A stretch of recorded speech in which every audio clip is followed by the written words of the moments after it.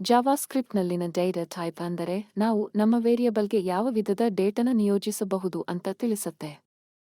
JavaScript ಪ್ರಾಥಮಿಕವಾಗಿ 7 ಟೈಪ್ಗಳನ್ನು ಹೊಂದಿದೆ: number, string, Boolean, undefined, ನಲ್, ಆಬ್ಜೆಕ್ಟ್ ಮತ್ತು symbols.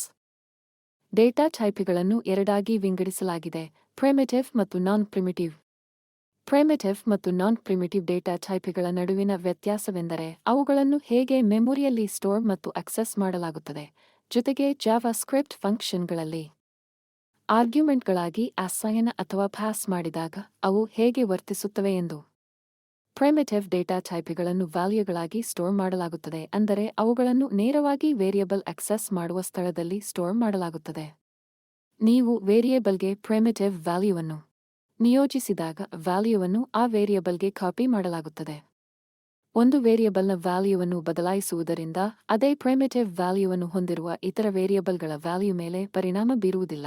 Primitive values R immutable ಎಂದರೆ ಅವುಗಳ ವ್ಯಾಲ್ಯೂಗಳನ್ನು ಒಮ್ಮೆ ಸೃಷ್ಟಿಸಿದ ನಂತರ ಬದಲಾಯಿಸಲಾಗುವುದಿಲ್ಲ. ಪ್ರಿಮಿಟಿವ್ ವ್ಯಾಲ್ಯೂವನ್ನು ಮಾರ್ಪಡಿಸುವಂತೆ ಯಾವುದೇ ಆಪರೇಷನ್ ಮಾಡಿದರೆ ವಾಸ್ತವವಾಗಿ ಅದು ಹೊಸ ವ್ಯಾಲ್ಯೂವನ್ನು ಸೃಷ್ಟಿಸುತ್ತದೆ.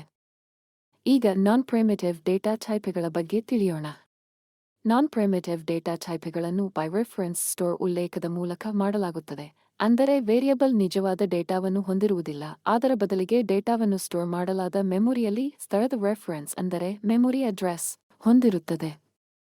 ಯಾವಾಗ ನೀವು ವೇರಿಯೇಬಲ್ಗೆ ನಾನ್ ಪ್ರಿಮಿಟಿವ್ ವ್ಯಾಲ್ಯೂವನ್ನು ನಿಯೋಜಿಸಿದಾಗ ನೀವು ನಿಜವಾಗಿಯೂ ಆ ವ್ಯಾಲ್ಯೂಗೆ ರೆಫರೆನ್ಸ್ ಅನ್ನು ಅಸೈನ್ ಮಾಡುತ್ತಿದ್ದೀರಿ ಎಂದರ್ಥ. ನಾನ್ ಪ್ರಿಮಿಟಿವ್ ವ್ಯಾಲ್ಯೂಗಳು ರೂಪಾಂತರಗೊಳ್ಳುತ್ತವೆ, ಅಂದರೆ ಅವುಗಳ ಮೌಲ್ಯಗಳನ್ನು ನೇರವಾಗಿ ಬದಲಾಯಿಸಬಹುದು.